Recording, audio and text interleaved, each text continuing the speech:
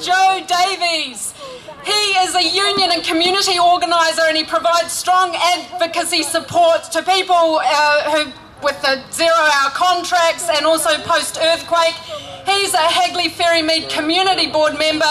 He's going to have a word to us now. Come on, Joe. I believe we stand here together today in unity in opposing one of the most alarming trade deals in New Zealand's history. A deal being held under a cloak of darkness, a deal that will strip our democratic right of regulatory sovereignty away to the shackles of finance, to the court of the global economy. The neoliberal economy that has brought us so much in this globalized world of multinational corporations, of individualism, but most importantly of growth, of economic growth, of GDP growth. But growth at the cost of what? John Key doesn't have much to say on the matter. It's going to be great for the New Zealand economy. It's going to create jobs. It's going to spark more foreign investment. That's how he's selling us the TPP. And let's be frank, he believes it. He believes in the global economy. This is a guy who forged his career through the corporate world of Wall Street. He was the head of foreign exchange for then what was one of the largest financial institutions in the world, Merrill Lynch. This is a guy who owns an apartment in Singapore, an apartment in London, a mansion in Hawaii. John Key is a product of his culture, brainwashed by his capitalist ideology. He's a fraudster.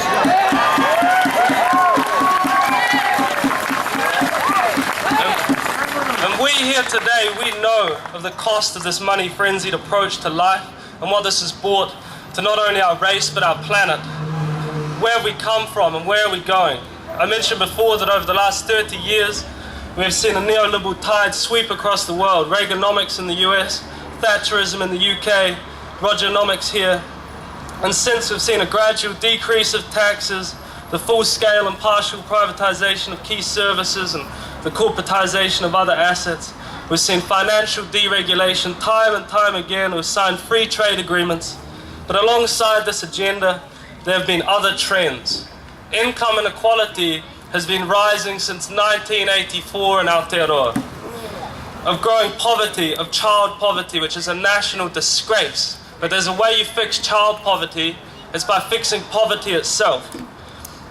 We've seen a growing disillusionment from our democracy, the emergence of an apathy, an ignorance, a consumeristic culture that coerces us into believing the importance of material goods, of buying things we don't need.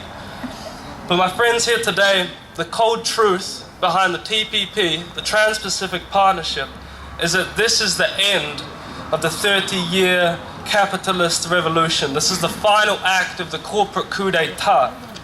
A piece of legislation that places the rights of corporations and capital ahead of the government, which should be the representation of us, the people, the masses here today.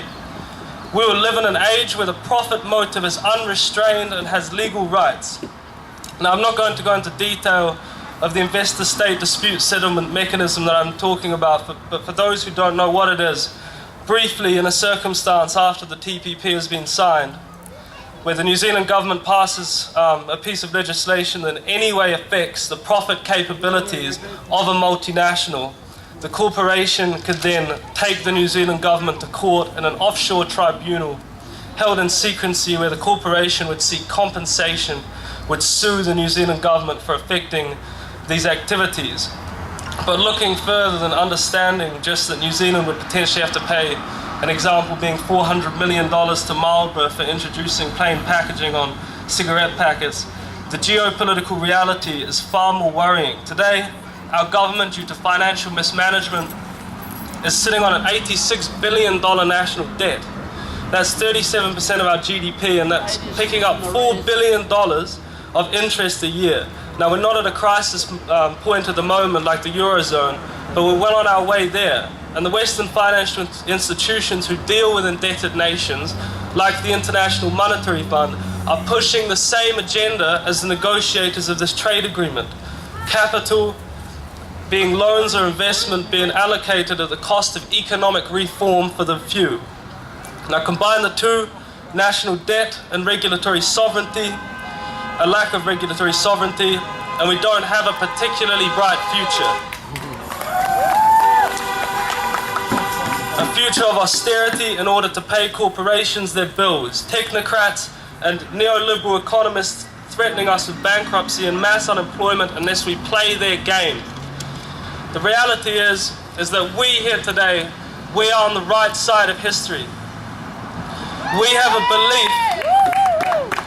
a belief in our beautiful country's sovereignty and in our children's future, and we have a responsibility to fight this, to make those around us aware of what is going on, and to have a vision and a belief of something more than we are now presented with. I'd like to thank you for allowing me to share my thoughts with you today, and I'll leave you with a Māori saying, he aha te mea nui, he tangata, he tangata, he tangata. Power to the people.